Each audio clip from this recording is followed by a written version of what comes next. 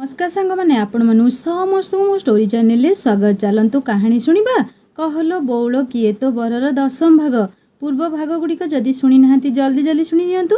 कहानी शुणी सारी सब्सक्राइब करियो केबे भूलिबेनी सांग माने। हिंदी स्टोरी चैनल को विजिट करंतु सांग माने। मैरिज विथ लव बहुत सुंदर हिंदी कहानी दुईटी पार्ट लिखि सारी आपण माने विजिट करी कहानी शुणंतु। बे चलंतु कहानी रे आगो को बढ़िबा।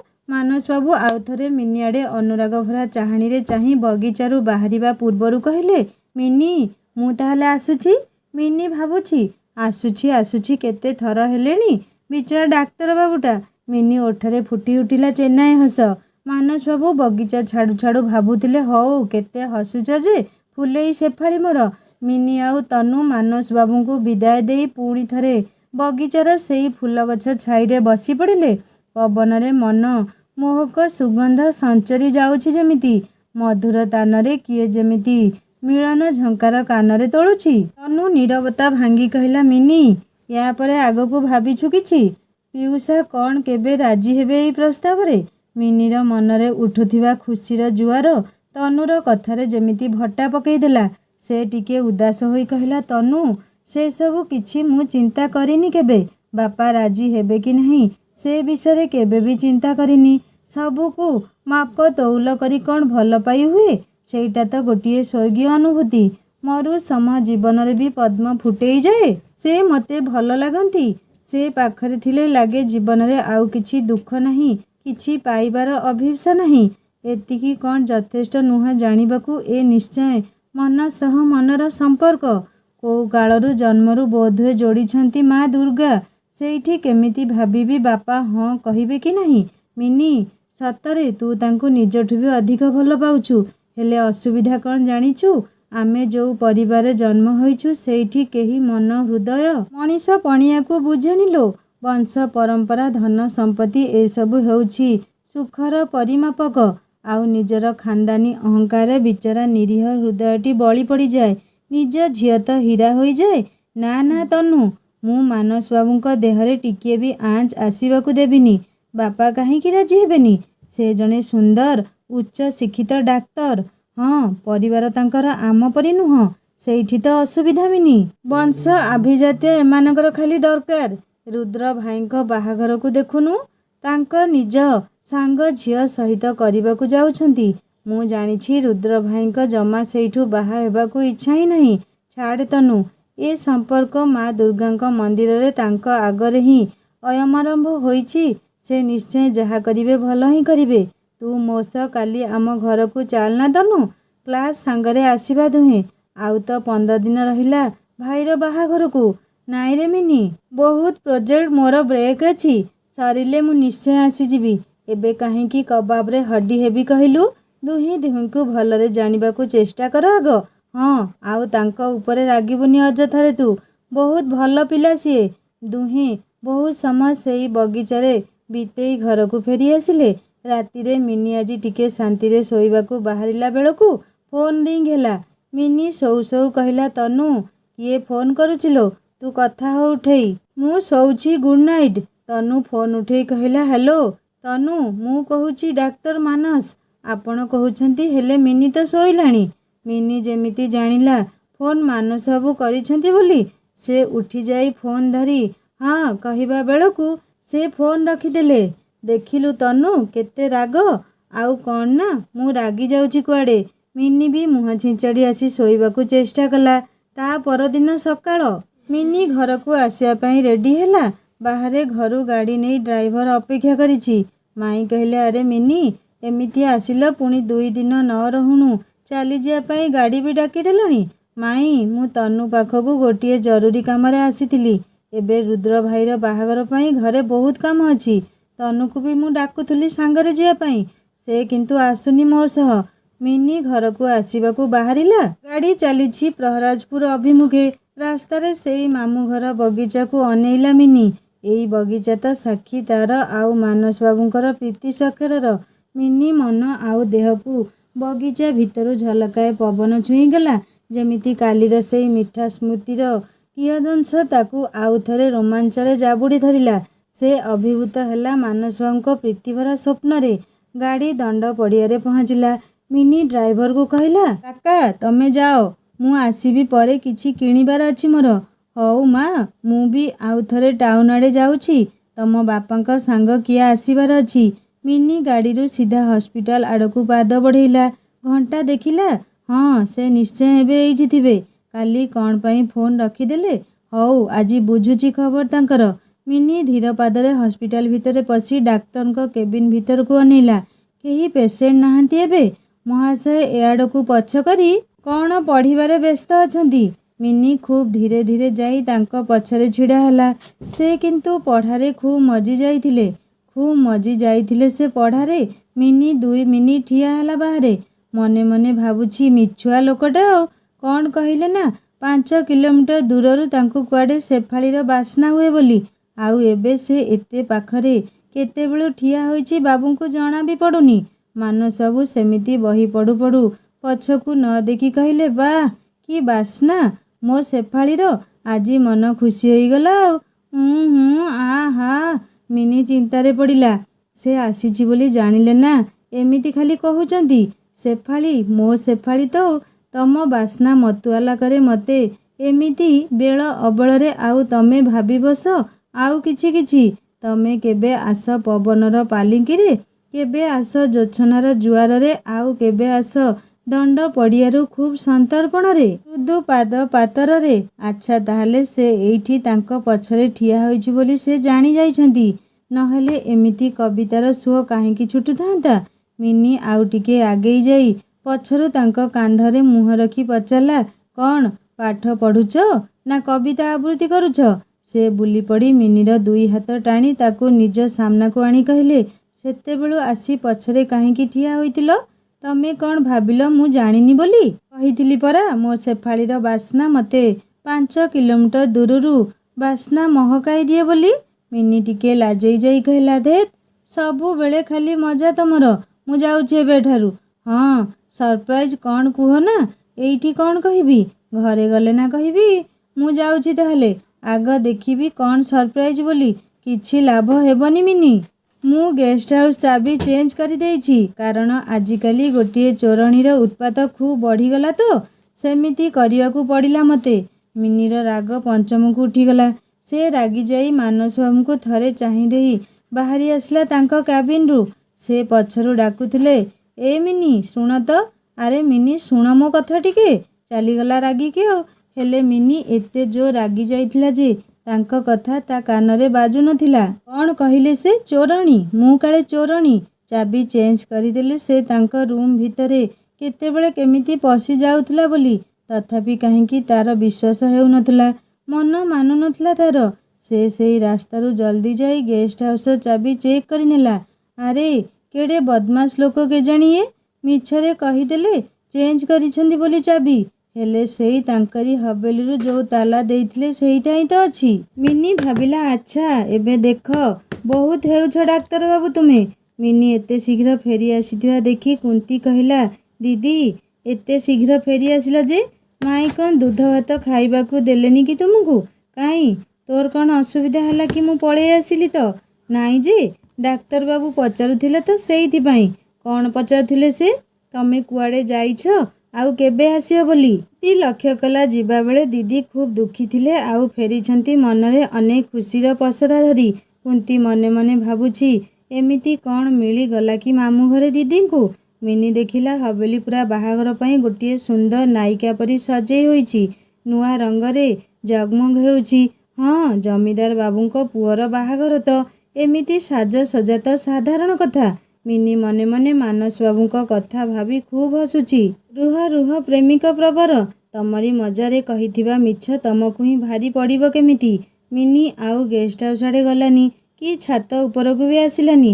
ମାନସବାବୁ ଡ୍ୟୁଟିରୁ ଫେରି ଛାତ ଉପରକୁ ଥରେ ଅନେଇଲେ, ମିନି ଦେଖାଗଲାନି। ଏଡ଼ିକି ରାଗି ଝିଅ ସେ। ମିଛରେ କହିଲେ ଗେଷ୍ଟ ହାଉସ୍ ତାଲା ଚେଞ୍ଜ କରିଦେଇଛନ୍ତି ବୋଲି, ତାକୁ ହିଁ ସତ ଭାବିକି ରାଗ। ଲୋ ବୋପା। ହେଲେ ମିନି କେମିତି ବୁଝିବ ଯେ ସେ ତା ରୁମ୍କୁ ଆସିଲେ ମାନସବାବୁଙ୍କ ମନରେ ବସନ୍ତର ମଳୟ ଛୁଆଁ ଦେଇଯାଏ, ଲକ୍ଷ୍ମୀ ପଦ୍ମ ଫୁଟିଯାଏ, ଆଉ ସ୍ୱପ୍ନମାନେ ଯେମିତି ଆଖି କୋଣରେ କଡ଼ ଲେଉଟାନ୍ତି। କି ରାଗି ଝିଅ କେଜାଣି ଏ ମିନି। ଟିକିଏ ମଜା କଲେ ବି ବିପଦ। କବାଟ ଖୋଲି ଭିତରେ ପଶିଲେ ମାନସବାବୁ। ସେ ଜାଣିଛନ୍ତି ମିନି ଆଉ ଆଜି ତାଙ୍କ ରୁମ୍କୁ ଆସିନଥିବ। ସେ ତ ବିଶ୍ୱାସ କରିଦେଇଛି ତାଲା ଚେଞ୍ଜ ହୋଇଯାଇଛି ବୋଲି। ମାନସ ବାବୁ କଣଟିଏ ଖାଇଦେଇ ଗଡ଼ି ପଡ଼ୁ ପଡ଼ୁ ସେଇ କଣ୍ଢେଇକୁ ଧରି କହିଲେ, ଏଡ଼ିକି ରାଗି ତମେ, ଦେଖିଲେ ତ କିଛି ଜଣା ପଡ଼ୁନ। ଏକଦମ ମଲେଇକି ଗୁଡ଼ିଆ ହେଲେ ଭିତରେ ଭିତରେ ଏତେ ରାଗ ଅଭିମାନ ତୁମର। ହାଲକା ସନ୍ଧ୍ୟା ହୋଇଛି, ଗୋଧୂଳିର ଛାଇ ଲେଉଟାଣି ବେଳ। ବସନ୍ତର ମଧୁର ଆଗମନ ପୁରା ପ୍ରହରାଜପୁର ଗାଁରେ ପ୍ରଚାର ହୋଇସାରିଲାଣି। ମିନି ଜାଣିଛି ମାନସ ବାବୁ ତାକୁ ମିଛ କହିଥିଲେ ଚାବି ଚେଞ୍ଜ କରିଛନ୍ତି ବୋଲି। ଯୋଉ କାମ ସେ କରିନାହାନ୍ତି ସେ ପାଇଁ କାହିଁକି ସେ ଦଣ୍ଡ ପାଇବେ। ବାବୁ ଟିକେ ମଜା କରିଦେଲେ ତା ସହିତ ଆଉ। କ'ଣ କରିବ ବିଚାରୀ ମିନି, ତାଙ୍କ ଉପରେ ରାଗିଯାଇ ରହିବା ବି ତା ପକ୍ଷରେ ଅସମ୍ଭବ। ସେ ଛାତ ଉପରକୁ ଯିବାକୁ ଲାଗିଲା, ହେଲେ ସେ ଜାଣି ଜାଣି ସେଇ ଗେଷ୍ଟ ରୁମ୍ ଆଡ଼କୁ ଚାହୁଁନଥିଲା। ମାନସ ବାବୁ ତଳୁ ଦେଖିଲେ ତାଙ୍କ ପ୍ରିୟା ଅଭିମାନ ପାହାଡ଼ ଉପରେ ବସିଛି ଯାଇ।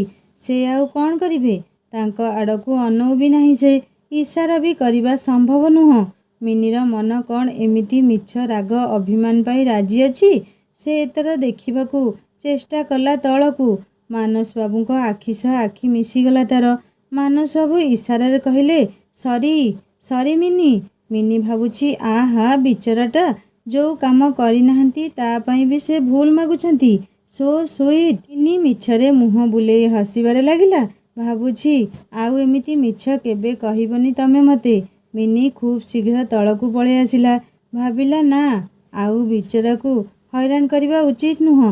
ସେ ଟିଫିନରେ କିଛି ମିଠା ଧରି ମାନସ ବାବୁଙ୍କ ରୁମ୍ ଆଗରେ ପହଞ୍ଚି ଦେଖିଲା କବାଟ ଭିତରୁ ବନ୍ଦ ହେଇନି। ସେ ଧୀରେ କବାଟ ଠେଲି ଭିତରେ ପଶିଲା। ମାନସ ବାବୁ କିଚେନରେ ଚା ବସେଇ ଗ୍ୟାସ୍ ପାଖରେ ଠିଆ ହୋଇଛନ୍ତି। ମିନି ପଛରୁ ଯାଇ ତାଙ୍କୁ ଡରାଇବା ପାଇଁ କହିଲା, ହୋ। ମାନସ ବାବୁ କୌଣସି ପ୍ରତିକ୍ରିୟା ନ ଦେଇ ନିଜ କାମରେ ଲାଗିଲେ। ମିନି ଜାଣିଲା ତା ଡାକ୍ତର ବାବୁ ଏବେ ଅଭିମାନ କରିବା ଶିଖିଗଲେଣି। ମିନି କହିଲା, କ'ଣ ହେଲା, ମୋ ଉପରେ ରାଗିଛ? ଦେଖ କେମିତି ଦୁନିଆଟା ଓଲଟା ଚୋର କଟୁଆଳକୁ ଗାଳି ଦେଉଛି। ତଥାପି ମାନସ ବାବୁ କିଛି ଜବାବ ଦେଲେନି। ମିନି ତାଙ୍କ ହାତଟିକୁ ଝିଙ୍କି ଦେଇ କହିଲା, କ'ଣ ଯେ ସମସ୍ତଙ୍କୁ ଲୁଚେଇ ଛୁପେଇ ତମ ପାଖକୁ ଦେଖା କରିବାକୁ ଆସୁଛି, ସେଥିରେ ପୁଣି ତମର ଏମିତି ରାଗ? ହଉ ଏ ମିଠା ରହିଲା, ମୁଁ ଆସୁଛି। ମିନି ମିଠା ଟିଫିନ୍ ସେଇଠି ଥୋଇ ଦେଇ ଆସିବାକୁ ବାହାରୁଛି। ମାନସ ବାବୁ ମିନିର ହାତ ଧରି ନେଇ କହିଲେ, ଏବେ ଜାଣିଲ ତ ତମେ ରାଗିଲେ ମୋତେ କେମିତି ଲାଗେ ବୋଲି। ତମେ ମିଛରେ କାହିଁକି କହିଲ ଚାବି ଚେଞ୍ଜ କରିଦେଇଛି ବୋଲି। ଆଚ୍ଛା ତମେ ତାହେଲେ ଚେକ୍ କରି ଯାଇଛ? ସବୁ ଜାଣିବି ଏତେ ରାଗ ତୁମର ମୋ ଉପରେ। ତାପରେ ବି ତମେ ମୋ ପାଇଁ ବହୁତ ବଦମାସ ଝିଅ ତମେ ମିନି। ମାନସ ବାବୁ ଚା ଦୁଇଟି କପ୍ରେ ଢାଳି ମିନି ହାତକୁ ଗୋଟିଏ ବଢ଼େଇ ଦେଇ କହିଲେ, ପିଇକି କୁହ ତ କେମିତି ଚା ବନେଇଛି ମୁଁ। ଦୁହେଁ ବସିଲେ ଚା ପିଇବାକୁ। ମିନି ଚା ପିଉ ପିଉ କହିଲା, ଖୁବ୍ ଟେଷ୍ଟି ଚା ବନେଇଛ ତମେ। ମୋତେ ଏତେ ଭଲ ଆସୁନି। ଜାଣିଛ ମୁଁ ଯାହାକୁ ବାହା ହେବି ନା ତାଙ୍କୁ କହିବି ଡେଲି ମୋ ପାଇଁ ଚା ବନେଇ ଦେବାକୁ। ଆଚ୍ଛା ଏମିତି ପ୍ଲାନ୍ ରଖିଛ ତାହେଲେ ଭବିଷ୍ୟତରେ। ବିଚରାର ଅବସ୍ଥା କ'ଣ ହେବ ଭାବି ମୋତେ ଦୁଃଖ ଲାଗୁଛି ମିନି ଏବେଠାରୁ। କାହିଁକି ତମକୁ ଏତେ କଷ୍ଟ ଲାଗୁଛି କି? ହସୁ ହସୁ କହିଲା ମିନି। ହଉ ହସ, କେତେ ହସୁଛ ହସ। ବିଚରା ତ ମୁଁ ନା ମିନି। ହଁ ହଁ ସେଇଆ ସେଇଆ, ଭାବିଥା ଯାହା ଭାବୁଛ। ସେସବୁ ଛାଡ଼, ସରପ୍ରାଇଜ୍ କ'ଣ କୁହ ଏବେ। ଆଚ୍ଛା କଥାଟା ସେଇଠି ତାହେଲେ ଅଟକିଛି। ହଁ ସରପ୍ରାଇଜ୍ ତ କହିବି ନିଶ୍ଚୟ, କିନ୍ତୁ ମୁଁ ଯାହାକୁ ବାହା ହେବି ନା ତାହାରି ହାତରେ ଚା ନିଇତି ପିଇବି।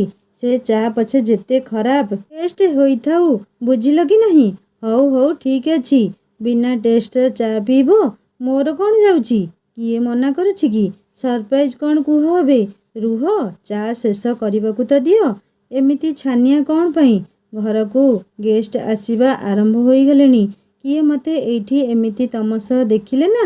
ମାନସ ବାବୁ ମିନିର ଦିକ୍କତ ବୁଝିଲେ। ସେ ତାର ହାତ ଧରି ବେଡରୁମ୍ ଆଡ଼େ ନେଇ ଯାଉ ଯାଉ କହିଲେ, ମିନି ହଉ ଆସ ଜଲ୍ଦି ତାହେଲେ, ସରପ୍ରାଇଜ୍ ଦେଖିବ ଯଦି ତାପରେ ଚାଲିଯିବ ଘରକୁ। ଦୁହେଁ ତାଙ୍କ ବେଡରୁମ୍ରେ ପହଞ୍ଚିଲେ। ମାନସ ବାବୁ କହିଲେ, ଏଥର ଆଖି ବନ୍ଦ କର ନା ମିନି, ଗୋଟିଏ ସେକେଣ୍ଡ ପାଇଁ ହେଲେ ବି। ମିନି ଆଖି ବନ୍ଦ କରି କହିଲା, ଆଖି ବନ୍ଦ କଲି, ଦେଖ ଏବେ ଦେଖାଅ, ମୋତେ ଡେରି ହେଉଛି। ମାନସ ବାବୁ କହିଲେ, ହଉ ଏବେ ଆଖି ଖୋଲ ତ। ମିନି ଆଖି ଖୋଲି ଦେଖିଲା ମାନସ ବାବୁ ତା ଆଗରେ ତାହାରି ପେଣ୍ଟିଂ ଖୋଲି ଧରି ଠିଆ ହୋଇ ହସୁଛନ୍ତି। ଏତେ ସୁନ୍ଦର ଆଉ ଜୀବନ୍ତ ସେ ପେଣ୍ଟିଂଟା ହୋଇଥିଲା ଯେ ନିଜର ବୋଲି ତାକୁ ପ୍ରଥମେ ବିଶ୍ୱାସ ହେଲାନି। ସେ ନିଜ ପେଣ୍ଟିଂ ଭିତରେ ହଜିଗଲା। ନିଜ ମୁହଁ ତ ସେ ସବୁଦିନ ଦର୍ପଣରେ ଦେଖୁଛି, ହେଲେ ଏଇ ପେଣ୍ଟିଂ ଦେଖୁ ଦେଖୁ ତାକୁ ଲାଗିଲା ସେ ଯେମିତି ଖୁବ୍ ଭଲରେ ନିଜ ଚେହେରା ଆଉଥରେ ଦର୍ପଣରେ ଦେଖୁଛି। ହସ ହସ ମୁହଁ ଭିତରେ ରାଗ ଅଭିମାନ ଛଟା ଯେମିତି ଉକୁଟି ଉଠୁଛି। ଆଖି ଦୁଇ ଯେମିତି ଦୁଷ୍ଟାମିର ହସକୁ ଭିତରେ ଖୁବ୍ କଷ୍ଟରେ ଚାପି ଧରିଛି। ଏମିତି ବି କାହାର ଅବିକଳ ରୂପ ସହିତ ତା ମନର ଭାବକୁ ରଙ୍ଗ ତୁଳିରେ ଜୀବନାଶା ଦିଆଯାଇପାରେ ବୋଲି ତାର ବିଶ୍ୱାସ ହେଉନଥିଲା। ସେ ନିଜକୁ ନିଜେ ଏତେ ଭଲରେ ଜାଣିନଥିଲା ଆଜିଯାଏ ବୋଧହୁଏ। ଏଇ ଚିତ୍ରପଟ ଆଜି ତାକୁ ନିଜ ସହ ପରିଚିତ କରାଉଛି ଯେମିତି। ମାନସବାବୁ ସତରେ ତାକୁ ଏତେ ଭଲରେ ତା ମନଟାକୁ ପଢ଼ି ପାରିଛନ୍ତି। ସେ ଭାବୁଥିଲା ଏଇ ମାନସବାବୁ ସତରେ ଏତେ ଗୁଣୀ ଆଉ ପ୍ରତିଭାବାନ। ଭଲ ପାଠ ତ ନିଶ୍ଚୟ ପଢ଼ୁଥିବେ, ନହେଲେ ଡାକ୍ତର ହେବା କ'ଣ ସମ୍ଭବ? ତା ସହିତ କବିତା ଲେଖିବା, ଏତେ ଭଲ ପେଣ୍ଟିଂ କରିବା, ଆହୁରି କିଛି ଗୁଣ ବି ତାଙ୍କର ଥିବ। ମିନି, କ'ଣ ହେଲା? ପେଣ୍ଟିଂ କ'ଣ ଭଲ ଲାଗିଲାନି? ତମ ପରି ଦିଶୁଛି କି ନାହିଁ? କିଛି କହିଲନି ଯେ? ମିନି ନିଜର ଭାବନା ଦୁନିଆରୁ ଫେରି ଆସିଲା ଆଉ ପଚାରିଲା, ଏ ଝିଅ କ'ଣ ମୁଁ? ଏଇଟା ମୋ ପେଣ୍ଟିଂ? ନାଇଁ, ଏ ତ ମୋ ଶେଫାଳୀ, ସୁଗନ୍ଧା ପ୍ରୀତି ଚନ୍ଦନର ଥଳି। ତମେ କାହିଁକି ହେବ ଯେ? ହେଲେ ମୁଁ ଏଇ ଝିଅଟିକୁ ଖୁବ୍ ଭଲ ପାଏ ମିନି। ୟା ବିନା ମୁଁ ମରିଯିବି। ମିନି ଖୁବ୍ ଅଭିଭୂତ ହେଲା। କହିଲା, ଏମିତି କ'ଣ କହୁଛ ଯେ? ଆପଣ ଏତେ ସୁନ୍ଦର ପେଣ୍ଟିଂ କରନ୍ତି ବୋଲି ମୋର ଧାରଣା ନଥିଲା। ସତରେ ତମେ ଖୁବ୍ ପ୍ରତିଭାବାନ। ଏତେ ସୁନ୍ଦର କାହାର ଅବିକଳ ନକଲ ରଙ୍ଗ ତୁଳିରେ ହୋଇପାରେ ବୋଲି ମୋର ଧାରଣା ବାହାରେ। ଏତେ ପ୍ରଶଂସା ପୁଣି ମୋର? ମୋତେ ସେଇଟା ଦିଅ, ମୋ ପାଖରେ ରଖିବି। ମୋ ଶେଫାଳୀ ମୋ ପାଖରେ ରହିବ ନା ତମକୁ କାହିଁ ଦେବି? ତମେ ମୋ ଶେଫାଳୀକୁ ନେଇ ପାଖରେ ରଖି କ'ଣ କରିବ? ନାଇଁ, ମୋତେ ଦିଅ ପ୍ଲିଜ୍ ପ୍ଲିଜ୍। ମାନସ ହସିଲେ, ଖୁବ୍ ମନ ତୃପ୍ତିର ହସଟିଏ। ସେ ମିନିର ଖୁବ୍ ପାଖକୁ ଆସି କହିଲେ, ମିନି, ତମେ ଏଇ ପେଣ୍ଟିଂ ଠାରୁ ଆହୁରି ସୁନ୍ଦର। କିଛି ଅଂଶ ମୁଁ ତୁଳିରେ ଉତାରି ପାରିଛି। ତମର ଏଇ ସମୁଦ୍ର ଭଳି ଆଖିର ଗଭୀରତା କ'ଣ ଏଇ ରଙ୍ଗ ତୁଳିରେ ଆଙ୍କି ହେବ? ତମର ସେଇ ସୁନ୍ଦର ସ୍ନେହସିକ୍ତ ମନର ଭିଜା ଭିଜା ଭାବନା କ'ଣ ଏଇ ରଙ୍ଗ ଫୁଟେଇ ପାରିବ? ସତରେ ମିନି, ତମ ମନର ଏଇ ସ୍ୱର୍ଗୀୟ ସୁଷମାକୁ କିଛି ପରିମାଣରେ ଫୁଟେଇବାକୁ ଚେଷ୍ଟା କରିଛି। ତମକୁ ଭଲ ଲାଗିଲା ଜାଣି ଖୁବ୍ ଖୁସି ଲାଗୁଛି ମିନି।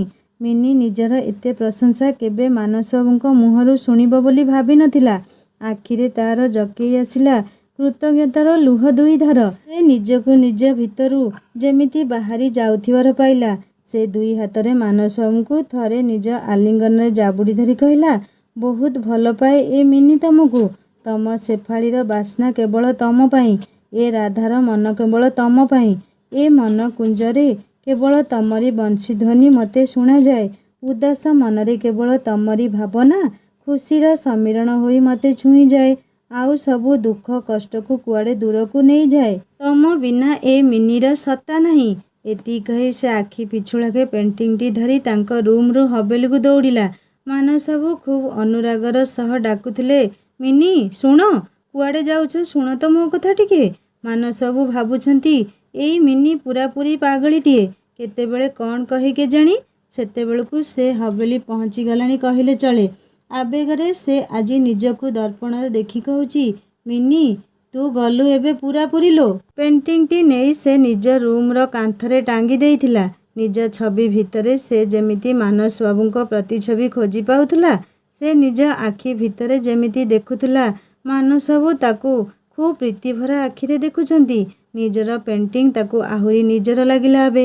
କାରଣ ମନ ଆଖିରେ ସେ ନିଜ ଛବିରେ ନିଜ ପ୍ରିୟର ଛବି ଦେଖିପାରୁଥିଲା।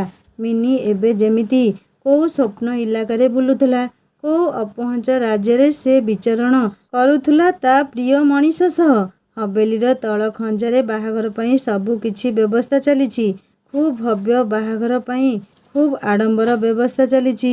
ରୂପା ଏବେ ଡାଏରୀ ପଢ଼ା ବନ୍ଦ କରି କହିଲା, ବୃନ୍ଦା, ତାହେଲେ ଯୋଉ ପେଣ୍ଟିଂ ଆମେ ସେଦିନ ରାତିରେ ଦେଖିଥିଲେ ସେ ସେଇ ଦିନର ପେଣ୍ଟିଂ? ଡାକ୍ତର ବାବୁ ତାକୁ ଆଙ୍କିଥିଲେ। ସତରେ ସେ ଖୁବ୍ ଦକ୍ଷ ଚିତ୍ରକର। ଏବେ ବି କେମିତି ଜୀବନ୍ତ ଲାଗୁଛି କହିଲ? ହଁ, ଆଗକୁ ପଢ଼ନା ରୂପା। ପୁଣି କ'ଣ ହେଲା କେଜାଣି? କହିଲା ବୃନ୍ଦା। ପୁଣି ଥରେ ରୂପା ଡାଏରୀ ପଢ଼ିବାକୁ ଆରମ୍ଭ କଲା। ନିଜ ଭାଇର ବାହାଘର ପାଇଁ ମିନିର ଏବେ ଆହୁରି ଦୁଇଗୁଣା ଉତ୍ସାହ ବଢ଼ିଗଲା। ମନ ଭିତରେ ତାର କି ଅପୂର୍ବ ଉନ୍ମାଦନା। 2 ଦିନ ପରେ ତନୁ ଆସିଲା ହବେଲି। ମିନିର ଖୁସି କହିଲେ ନ ସରେ। ତୁ ଆସିଲୁ, ମୁଁ ଏତେ ଖୁସି ଯେ ତୁ ଭାବି ପାରିବୁନି। ଆସେ ମୋ ସହ ତତେ ଗୋଟିଏ ଜିନିଷ ଦେଖେଇବି। ଆ ମୋ ରୁମ୍କୁ ଆ। ମିନି କବାଟ ଖୋଲି କହିଲା, ଦେଖ ସେଇ କାନ୍ଥକୁ। ତନୁ କାନ୍ଥରେ ମିନିର ସୁନ୍ଦର ଚିତ୍ରପଟ ଦେଖି କହିଲା, ଆରେ ବାଃ ମିନି, ତୁ ଏତେ ସୁନ୍ଦର ବୋଲି ଏଇ ପେଣ୍ଟିଂ ଦେଖି ଜାଣୁଛି। ଏତେ ନିଖୁଣ ଚିତ୍ର, ହେଲେ ଏଇ ଦକ୍ଷ ଚିତ୍ରକର କିଏ କିଲୋ? ମିନି ଏକ ଲାଜୁଆ ହସ ହସିଦେଲା। କହିଲା, ସେଇ ମ। ଆଚ୍ଛା, ତୋ ଡାକ୍ତର ବାବୁ ନା? ହୁଁ। ଏଇ ମିନି, ଆଉ ଥରେ ଚାଲ ତାଙ୍କୁ ହଇରାଣ କରିବା ଲୋ। ଏଥର ଭଲ ଭଲ ଆଇଡିଆ ଭାବି ଆସିଛି ମୁଁ। ମିନି ଏକଦମ ଚମକି ପଡ଼ିଲା ଯେମିତି। କହିଲା, ନା ନା, ଆଉ ନୁହଁ ତନୁ, ଆଗରୁ ବହୁତ ହଇରାଣ କରିସାରିଛେ ଆମେ। ଏବେ ଆଉ କାହିଁକି ବିଚରାକୁ ଏତେ ହଇରାଣ କରିବା? ବିଚରା? ଆହା, ଏଇ କେତେ ଦିନରେ ଏତେ ଅନୁରାଗ ମିନି ତୋର ତାଙ୍କ ପାଇଁ କାହିଁକି ଲୋ? ହଁ ତନୁ, ଅନୁରାଗ। ସେଇଥିପାଇଁ ତ କହୁଛି, ଆଉ ହଇରାଣ କରିବାନି ତାଙ୍କୁ। ମୁଁ ଆଶ୍ଚର୍ଯ୍ୟ ହୋଇ କହିଲା, ଆଚ୍ଛା ମ୍ୟାଡମ, ଏଇ କେଇଟା ଦିନରେ ଏତେ ପ୍ରେମ? ଦୁହେଁ ହସୁଥିଲେ ମନଖୋଲା ହସ। ହବେଲିରେ ଏବେ ପୁଅ ରୁଦ୍ରର ବାହାଘର ପ୍ରସ୍ତୁତି ଜୋରସୋରରେ ଚାଲିଛି। ଆଉ 10 ଦିନ ରହିଲା ବାହାଘରକୁ। ବନ୍ଧୁବାନ୍ଧବ, ନିଜ ଲୋକମାନେ ହବେଲିରେ ପହଞ୍ଚିବା ଆରମ୍ଭ ହୋଇଗଲେଣି। ମିନି ଆଉ ଗେଷ୍ଟ ରୁମ୍ ଆଡ଼େ ବିଶେଷ ଯାଇପାରୁନି। ତନୁ ଆଉ ମିନି ଆଜି ଦଣ୍ଡ ପଡ଼ିଆରେ ଥିବା ଦୋକାନରୁ କିଛି କିଣାକିଣି କରିବାକୁ ବାହାରିଲେ। ମିନିର ଇଚ୍ଛା, ସେ ହସ୍ପିଟାଲ ଯାଇ ଟିକେ ମାନସ ବାବୁଙ୍କୁ ଦେଖା କରି ଆସନ୍ତା। ମିନି ଆଉ ତନୁ ଦୁହେଁ ଦଣ୍ଡ ପଡ଼ିଆରେ ଥିବା ଷ୍ଟେସନାରୀ ଦୋକାନରୁ କ'ଣ ଟିକେ କିଣାକିଣି ସାରି ହସ୍ପିଟାଲ ଆଡ଼କୁ ମୁହାଁଇଲେ। ଝରକା ଦେଇ ମାନସ ବାବୁ ଦେଖିଲେ ତାଙ୍କ ଶେଫାଳୀ ସୁଗନ୍ଧ ବିଛୁରି ଆସୁଛି ତାଙ୍କ ଆଡ଼କୁ। 3 ଦିନ ହେଲାଣି ସେ ମିନି ସହ କଥା ହେଇନାହାନ୍ତି। ମନଟା ତାଙ୍କର ବି ଖୁବ୍ ଆଉଟୁ ପାଉଟୁ ହେଉଛି। ଆଉ କେଇ ପାହୁଣ୍ଡ ଅଛି ହସ୍ପିଟାଲ ପହଞ୍ଚିବାକୁ। ଅଚାନକ କୋଉଠି ଥିଲେ ମିନିର ବାପା। ସେ ଦୁହିଁଙ୍କୁ ହସ୍ପିଟାଲ ଆଡ଼କୁ ଯାଉଥିବା ଦେଖି ପଚାରିଲେ, ତମେ ଦୁହେଁ ହସ୍ପିଟାଲ କ'ଣ ପାଇଁ ଯାଉଛ? କ'ଣ ହେଲା କାହାର? ନାଇଁ ପିଉସା, ମୋର ମୁଣ୍ଡ ବହୁ ଯନ୍ତ୍ରଣା ହେଉଛି ତ, ଭାବିଲି ମେଡ଼ିସିନ ନେଇଯିବି ବୋଲି, କହିଲା ତନୁ। ନା ନା, ତମେ ଦୁହେଁ ଘରକୁ ଯାଅ, ମୁଁ ମଗେଇ ଦେଉଛି ଔଷଧ। ଏମିତି ଏକୁଟିଆ ହସ୍ପିଟାଲ ଆସିବା ଦରକାର ନାହିଁ। ମିନି, ତୁ ବି ଜାଣିନୁ କ'ଣ? ମିନି ଆଉ ତନୁ ପୁଣି ପଛକୁ ଫେରିଲେ। ମିନି ଗୋଟିଏ ହତାଶ ନଜର ବୁଲେଇ ଆଣିଲା ସେଇ ହସ୍ପିଟାଲ ଡାକ୍ତରଙ୍କ କେବିନ ଆଡ଼ୁ। ମାନସ ବାବୁ ମଧ୍ୟ ଦେଖିଲେ ତାଙ୍କ ଶେଫାଳୀ ମିନି ସେଇଠୁ ଫେରି ଯାଉଛି। ହାହାକାର କରି ଉଠିଲା ତାଙ୍କର ବ୍ୟାକୁଳିତ ପ୍ରାଣ। ଏମିତି କାହିଁକି ହୁଏ କେଜାଣି? 2 ଦିନ ମିନି ସହ କଥା ନ ହେବା ତାଙ୍କୁ ଖୁବ୍ ଯନ୍ତ୍ରଣା ଦେଉଛି। ଯେମିତି ଲାଗୁଛି ବର୍ଷ ବର୍ଷ ବିତିଗଲାଣି। ମିନି ଆଉ ତନୁ ରାସ୍ତା ଯାକ ସେମିତି ନୀରବତାରେ ରାସ୍ତା ଚାଲୁଥିଲେ। ଘରେ ପହଞ୍ଚି ମିନି ନିଜ ରୁମ୍ ଭିତରେ ଯାଇ ବିଛଣାରେ ଗଡ଼ି ପଡ଼ିଲା। ତନୁ ତା ପାଖରେ ଶୋଇପଡ଼ି ପଚାରିଲା, ମିନି, ମୁଁ ଜାଣିଛି ଲୋ, ତୁ ମାନସ ବାବୁଙ୍କୁ ଖୁବ୍ ଭଲ ପାଉ। ହେଲେ ଆଜିର କଥାରୁ କିଛି ବୁଝିଲୁ? ପିଉସା କାହିଁକି ଆମକୁ ହସ୍ପିଟାଲ ଯିବାକୁ ଦେଲେ ନାହିଁ? ସବୁ ଜାଣିଛି ମୁଁ ତନୁ। ମୋତେ ଖୁବ୍ ଭୟ ହେଉଛି ମିନି। ଏହାର ପରିଣତି କ'ଣ ହେବ କେବେ ଜାଣିଛୁ ମିନି? ରୁଦ୍ର ଭାଇଙ୍କ ବାହାଘର ପରେ ତୋ ପାଇଁ ଖୋଜିବେ। ଆଉ 2 ମାସ ପରେ ତୋର ଗ୍ରାଜୁଏସନ ସରିଯିବ। ପିଉସା କାହାକୁ ଠିକ୍ ବି କରିସାରିଥିବେ ମନେ ମନେ। ସେତେବେଳେ ତୁ କ'ଣ କରିବୁ? ସେ କେବେ ବି ଡାକ୍ତର ବାବୁଙ୍କ ପାଇଁ ରାଜି ହେବେନି। ତାଙ୍କ ଆଗରେ ସେ ଯେତେ ପାଠ ପଢ଼ିଥାନ୍ତୁ ନା କାହିଁକି, ଡାକ୍ତର ହୁଅନ୍ତୁ, କୌଣସି ଫରକ ପଡ଼େନି। ପିଉସାଙ୍କୁ ବଂଶ ପରମ୍ପରା ଆଭିଜାତ୍ୟ ଧନ ପ୍ରତିପତ୍ତି ଦରକାର। ହେଲେ ତୋ ଡାକ୍ତର ବାବୁ ତ ଜଣେ ସାଧାରଣ ଘରର ପିଲା। ମିନି, କେବେ ଭାବିଛୁ ଏ ବିଷୟରେ? ତନୁ, ଆଉ କ'ଣ ପଛକୁ ଫେରିବା ସମ୍ଭବ? ମୁଁ ମରିଯିବି ପଛେ ଆଉ କାହାକୁ କେବେ ବି, ନା କେବେ ଭାବିନି ମଧ୍ୟ ଅନ୍ୟ କାହାକୁ। ମୁଁ ମା'ଙ୍କୁ କହିବି, ସବୁ କଥା ତାଙ୍କୁ ବୁଝେଇବି। ପିଉସାଙ୍କୁ ତୁ ଜାଣିଛୁ ଭଲରେ ମିନି, ସେ କ'ଣ କେବେ କାହା କଥା ଶୁଣନ୍ତି? ରୁଦ୍ର ଭାଇ ପରି ଜିଦିଆ ପିଲା ନଇଁଗଲା ଆଉ ତୁ କ'ଣ କରିପାରିବୁ? ମୁଁ ମରିଯିବି, ସେଇଟା ସମ୍ଭବ ନୁହଁ ମିନି। ଓଲଟା ପିଉସା ଯଦି ଜାଣିବେ, ସେ ଡାକ୍ତର ବାବୁଙ୍କୁ ଗୁଳି କରିବାକୁ ପଛେଇବେନି ଲୋ। ତନୁ ପ୍ଲିଜ୍। ପ୍ଲିଜ୍ ତନୁ, ସୁନାଟା ପରା, ଏମିତି କହନି ତାଙ୍କ ପାଇଁ। ମିନି, ତୁ କ'ଣ ତମ ପୂର୍ବ ପୁରୁଷର ନିଷ୍ଠୁରତାର କାହାଣୀ କିଛି ଶୁଣିନୁ? ତଥାପି ବି ଏମିତି। ତନୁ, କାଲି ମୁଁ କ୍ଲାସ୍ ଯାଉଛି, ତୁ ଆସିବୁ? କଥାର ମୋଡ଼ ବଦଳେଇଲେ କ'ଣ ସମସ୍ୟା ବଦଳିବ? ମୋ କଥା ତୁ ଭାବିବୁ ନିରୋଳାରେ ବସି ମିନି। ତନୁ, କାଲି କଲେଜ, ସେ ମୋତେ ନିଶ୍ଚୟ ଦେଖା କରିବାକୁ ଆସିବେ। କାଲି ସାଙ୍ଗ ହୋଇଯିବା କଲେଜ। ମିନି, ସବୁ ଜାଣିବି ସେ ନିଷ୍ଠୁର, ବାସ୍ତବ ସତ୍ୟକୁ ଭାବିବାକୁ ମନେ ମନେ ଚାହେଁନି। ଯାହା ହେବ ଦେଖାଯିବ। କିନ୍ତୁ ତାର ଯାହା ବି କ୍ଷତି ହେଉ ପଛେ ମାନସ ବାବୁଙ୍କର କିଛି ବି ନ ହେଉ। ତା ପରଦିନ ସକାଳ ମିନି ଆଉ ତନୁ କଲେଜ ଯାଇ ପହଞ୍ଚିଗଲେ। ଯିଏ ଯାହାର ଡିପାର୍ଟମେଣ୍ଟ ଗଲେ। ମିନି କ୍ଲାସ୍ ସାରି ସେଇ କ୍ୟାଣ୍ଟିନ୍ ପଛର ବେଞ୍ଚରେ ବସିଛି। से भाବୁଛି ମାନସ ବାବୁଙ୍କୁ କାହିଁକି ସେ ଅପେକ୍ଷା କରିଛି। ସେ କେମିତି ଜାଣିବେ ଯେ ସେ କଲେଜ ଆସିଛି ବୋଲି। ତା ଛଡ଼ା ତାଙ୍କର ପେସେଣ୍ଟ ଯଦି ଦେଖିବାକୁ ଥିବ ସେ କେମିତି ଆସିବେ। ତନୁ ଠିକ୍ କହୁଛି। ତା ପାଇଁ ହୁଏତ ଦିନେ ମାନସ ବାବୁ କଷ୍ଟ ପାଇବେ, ହେଲେ ତାଙ୍କୁ ଛାଡ଼ି ବଞ୍ଚିବା ବି ନିରର୍ଥକ। ଏମିତି ମାନସ ବାବୁଙ୍କ ଚିନ୍ତାରେ ସେ ଏତେ ମଜି ଯାଇଛି ଯେ ତା ପାଖରେ ଡାକ୍ତର ବାବୁ କେତେବେଳେ ଆସି ବସିଛନ୍ତି ସେ ଜାଣିପାରିନି। ମାନସ ବାବୁଙ୍କର କୌଣସି କ୍ଷତିର ଆଶଙ୍କାରେ ମିନି ଆଖି ଜକେଇ ଆସିଲା। ଏ ମିନି, କ'ଣ ହେଲା? ଏମିତି ଲୁହ ତମ ଆଖିରେ? ମାନସ ବାବୁ ମିନିକୁ ହଲେଇ ଦେଇ କହିଲେ। ମିନି ନିଜର ବର୍ତ୍ତମାନ ଦୁନିଆକୁ ଫେରି ଦେଖିଲା। ତା ପାଖରେ ତାର ଖୁବ୍ ପ୍ରିୟ ମାନସ ବାବୁ ବସିଛନ୍ତି। ତମେ କେତେବେଳେ ଆସିଲ? କ'ଣ ହେଇଛି ମିନି? ତମର ଏମିତି ଉଦାସ ଆଖି ଦୁଇଟି ମୋତେ ଖୁବ୍ କଷ୍ଟ ଦିଏ ମିନି। 3 ଦିନ ହେଲା ତମ ସହ କଥା ହୋଇନି। ମୋତେ ଯେମିତି ପାଗଳ ଭଳି ଲାଗୁଛି। ସେଇଥିପାଇଁ ଏଇଠିକୁ ଆସିଲି। ମିନି ଅନେଇଲା ତାଙ୍କ ମୁହଁକୁ ଥରେ। ଏଇ 2 ଦିନ ବିଚ୍ଛେଦ ଏତେ ଅସହ୍ୟ ହେଉଛି, ତାହେଲେ ସବୁଦିନ ପାଇଁ କେହି କାହାକୁ ଛାଡ଼ି ରହିବା କ'ଣ ସମ୍ଭବ? ତା ଅପେକ୍ଷା ମରଣ ଶ୍ରେୟସ୍କର। ସାଙ୍ଗମାନେ, କ'ଣ ହେବ ଏବେ 2 ପ୍ରେମୀଙ୍କ ଅବସ୍ଥା? କ'ଣ ଏମାନେ ଆଗକୁ ଏକାଠି ହୋଇପାରିବେ, ନା ବଂଶ ଆଭିଜାତ୍ୟ ପରମ୍ପରା ପାଇଁ ଏମାନଙ୍କୁ ଅଲଗା କରିଦିଆଯିବ?